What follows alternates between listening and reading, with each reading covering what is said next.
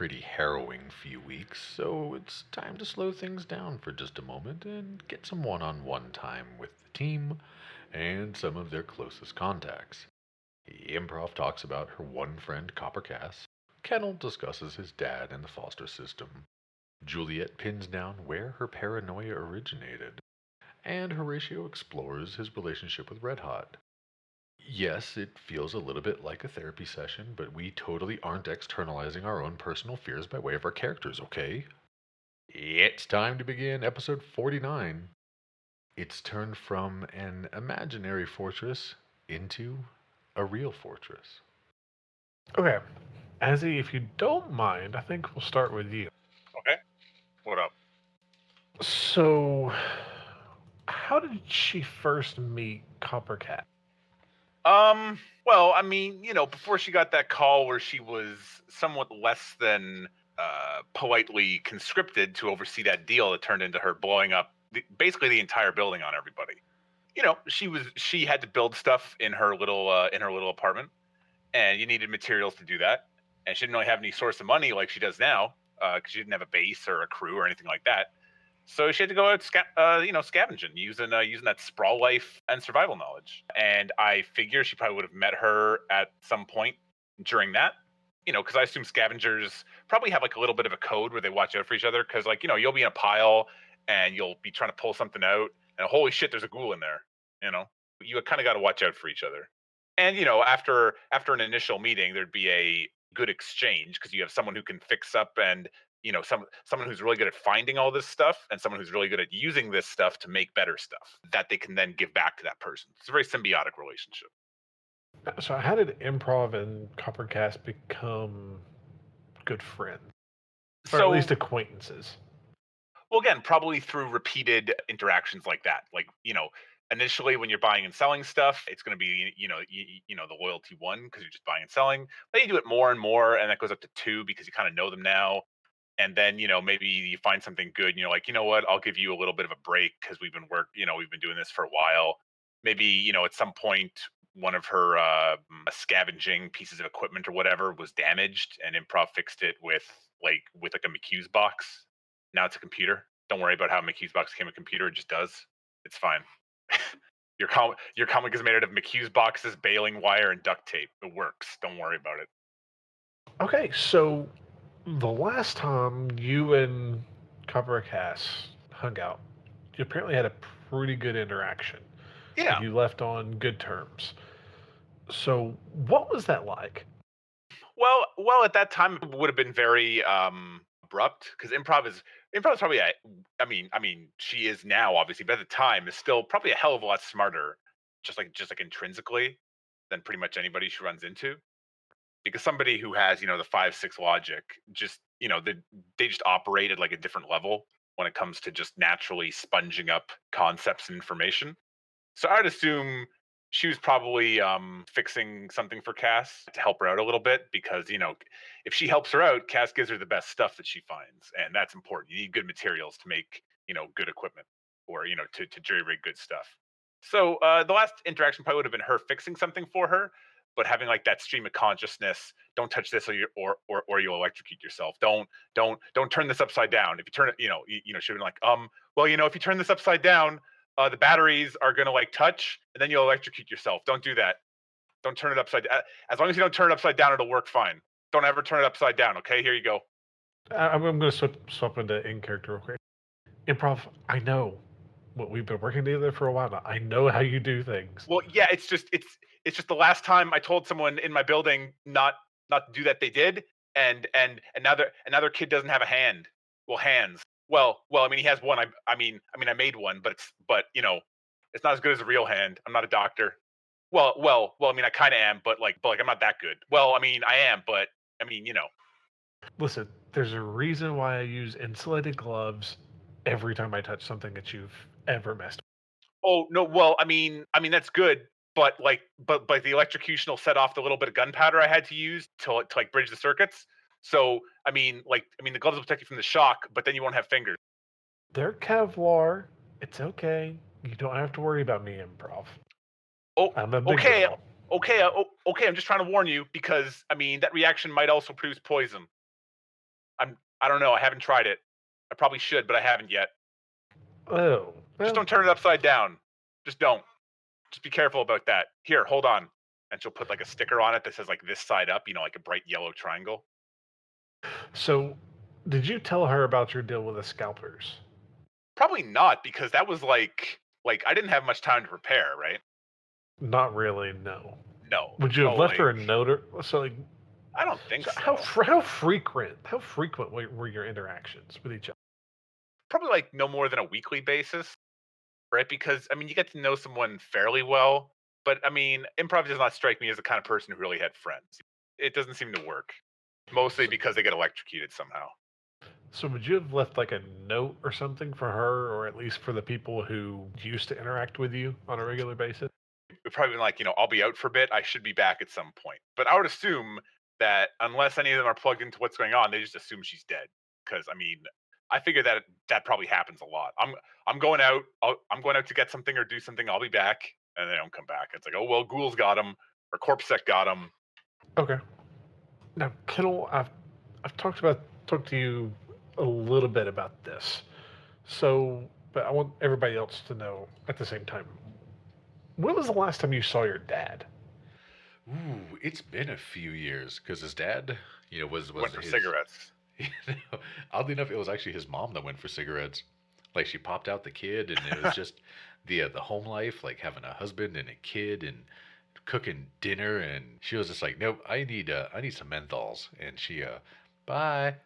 So it was just his dad, and his dad ran the search dogs at the airport at SeaTac, and it was a pretty good job. But growing trolls, they get hungry and they start to feel a little bit of greed. When you got to take the bus all the way from the Barrens out to SeaTac, and you see all these rich people as you go through Bellevue, it's just you get a little bitter. So his dad started, maybe when this particular suitcase comes by, your dog doesn't hit on it. So he started letting drug shipments go through. And then finally, during a sting, his dad got caught. And that's why Kennel went to the foster system. And then his dad got out. He got out of the foster system. And what happens? Dad starts doing something else for the drugs. So he goes back to prison. And Kennel finally was just like, F it, I'm running. So I would say it's been close to 5 years now, because last time he went, it was, he went to see his dad, but since Kennel had run away from his foster home, they were looking for him. And they had his name, they had his sin and everything. So I would say 4, maybe 5 years by this point was the last time he saw dear old dad in the pen. How old is Kennel? Kennel is 22.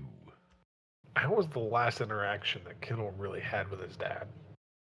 He was still cool with his dad because he deep down inside wants to believe that his dad was doing what was best, even though he knows it was greed. Like his dad was tired of working so hard that he wanted to get ahead. So, take a little money over here and compromise your integrity. It works. It's good. So he wants to love his dad and be cool and a happy family, but at the same time, his dad left him and went to prison, and that's part of his abandonment issues. So it's, at best, I would call it tense, mayhaps a little bit stressed, but it's not like they have open animosity for each other. If Kennel ever saw his dad, what would go through his head first? He would try to, as much as he would secretly hate himself for it, he would try to prove how tough he was and how much I didn't even need you, Dad. I did just fine on my own, Dad. And then he would try to end the conversation before he started crying because it's his dad. The biggest thing is he would want to show the animals that he's trained. It's kind of like that Breaking Bad with Jesse and Heisenberg. That Jesse's big thing was proving that he was just as good of a cook as Heisenberg is. So it's kind of like that little bit of pride in Kennel. He wants to show off what he was able to do while his dad was locked up. Like, see, I can train dogs, and I got a hellhound, and I got cockatrices, and I don't need you. Before he starts crying. Now, Juliet, this is something we've not talked about at all. Why is she so paranoid? Oh dear. Where do we start? There's not much written about dwarves, just in general for Shadowrun, unfortunately. But what little is said makes them out to be extremely tight-knit. Think your most ethnocentric group, and then throw in an insane work ethic, where there's just constant competition. When you were the outsider looking in, but feeling like you were always supposed to be there, and then tossed into the rough and tumble world of the Barons, where everybody's out for themselves, there's that sort of cognitive dissonance where you feel like you absolutely should have this tight knit trust, that just absolute reliance you can have on others in your tribe, so to speak. And then you turn around and reality crashes in.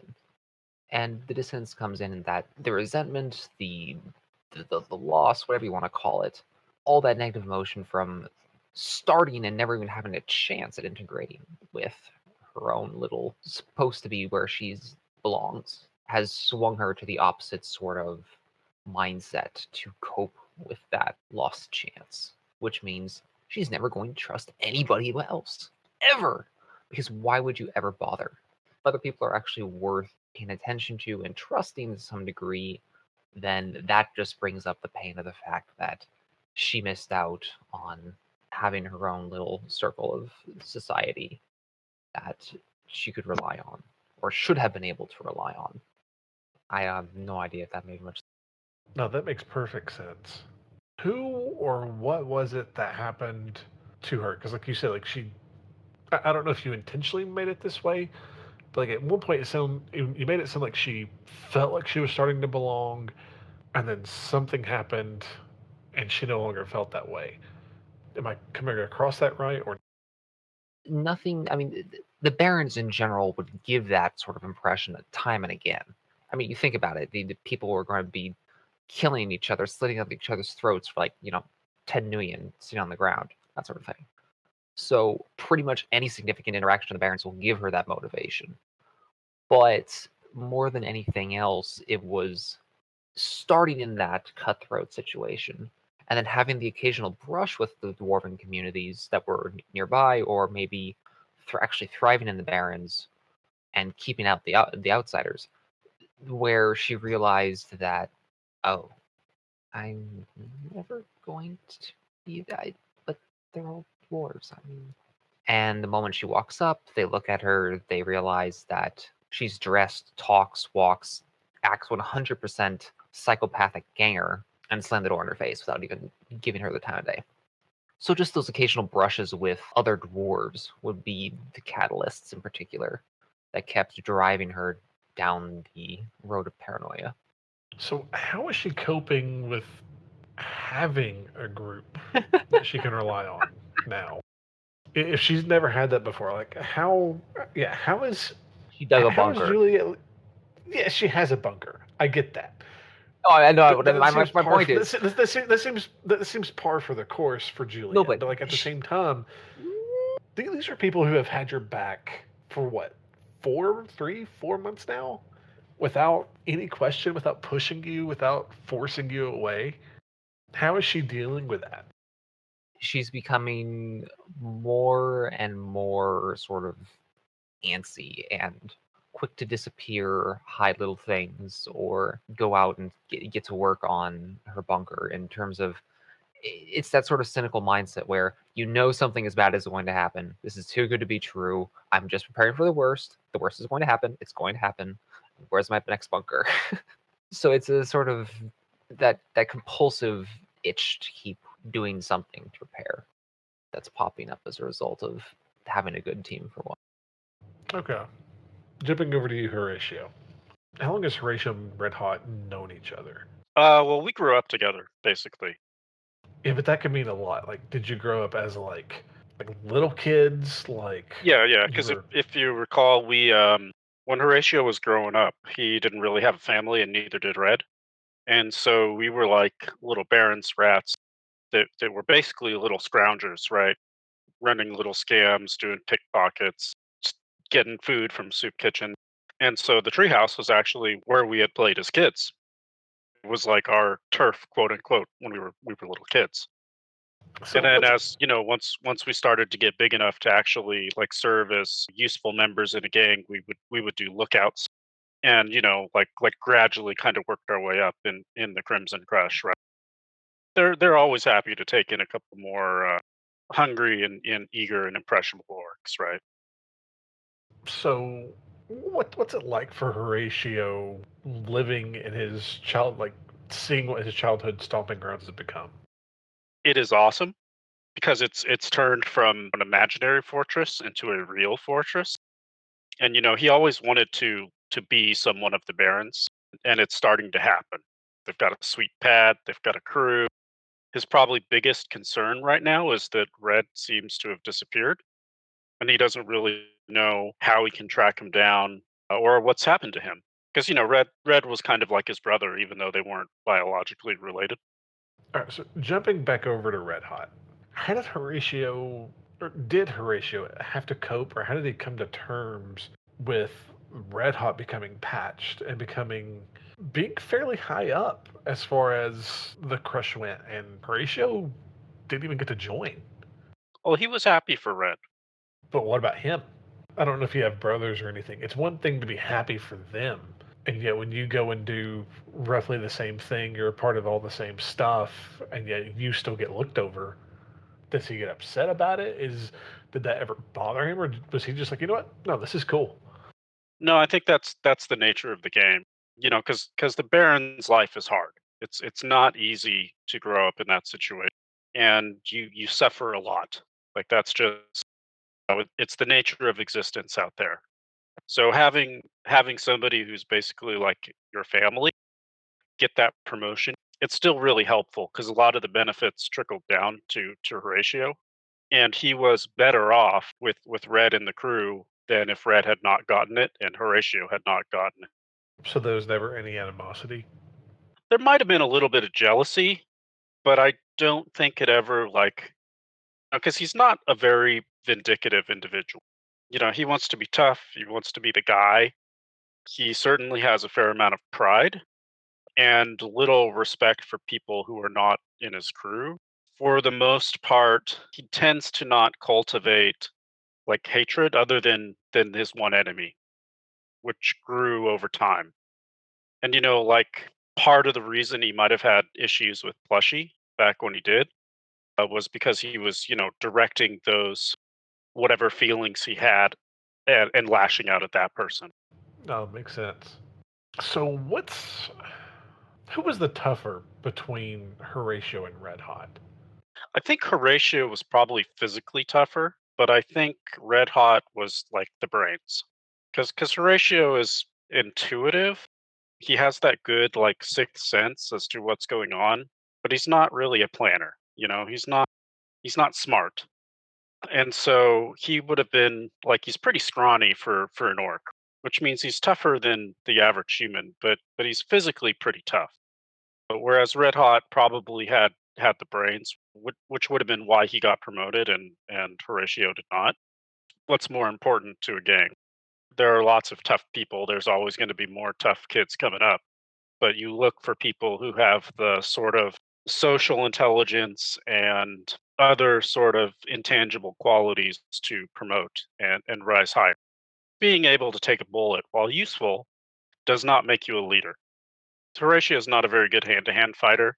So, if they had a fist fight, Red would probably win. Probably. Now, Horatio and Red Hot, you had said way back when, it was probably a toss away comment, but it's something that's kind of stuck with me. Is you said that Horatio and Red Hot used to knock stuffer shacks together, right? Yeah. Because you shoot So, out the drones, you grab the loot, and then you run. so who shot out the drones? Oh, that would have been Horatio. Who would have been the one who grabbed all the loot? Probably Red. Who would have been the first to Red run? definitely Red, and Horatio would cover his back because he had the gun. So, you may not remember it, but in our play by post way back at the start, Red Hot sent you a message. Do you remember what that message was? No. It was talking about Kennel. Yes, I remember that one. So, versus what you've seen of Kennel, and versus what Red told you there, how does Horatio coincide the two here? Well, I mean, at first he was pretty because of that message. He was a bit distrustful of Kennel, but Kennel has been he's shown a willingness to get shot and put himself in the line for the crew. Has he ever seen that from Red Hot? Not in our game, and I suspect not in his past either. Other than maybe like when they were fighting with some smaller kids, right? And it was over the devil rat they just killed. This is our devil rat. Yeah, Kennel, did you jumping over to you? Did you ever tell Horatio about that? No, because Kennel wasn't really sure what he saw. Like he knows what he saw, but at the time, Red Hot was still trying to help us out, so he didn't want to, talk smack about Horatio's bestie. So he just kept that in his brain housing group and just wanted to, keep an extra eye whenever Red Hot was around if combat was about to happen. But no, he didn't mention it to Horatio just because he really didn't want to be like, oh, by the way, your best friend who's letting us stay here is a coward. Nah, man, that's my dog. You don't talk direct about my. See, and that's exactly why Kennel wouldn't say I was anything. about to say, I'm assuming that wasn't in character. No. No, I'm just explaining why he wouldn't say anything, why he kept that to himself. yeah, That's, because that's what I assumed. I just wanted to make sure. Kennel knows the reaction he would get with that. Okay, so going from there, shortly after, it would probably be a week or so after your run-in with Miss Ivanov. After your talk with Miss Ivanov had started, literally the next day, a group of drones shows up, and there'd be a block in between you guys. So about 2 blocks away, they bulldoze and clear out a fairly large section of ground, similar to the type of wall that you guys have set up with the bent rebar with like burlap sacks of dirt or scrap or whatever you guys threw in there. They'd have built something very similar not that far away. Every day, more stuff keeps showing up.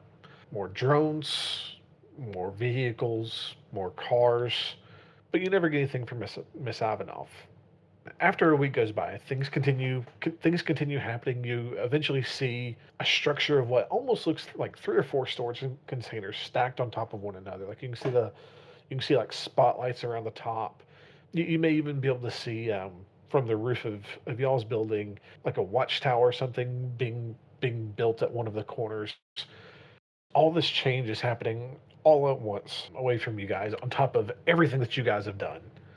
Eventually, a single Harley Davidson Nightmare comes pulling up with a fairly attractive orc woman riding it, and she is in Crimson Crush colors. Is it what's her name? Heatwave? Yeah, because she's Yes, it is. uh Can I shoot her? no. Oh, come on. She's the one who tossed this to the whatever his name was. Well, I mean she's high up in the crush, right? So if you shoot her, you're basically guaranteeing war, and I don't. Well, we're pretty badass. We don't really want that right now.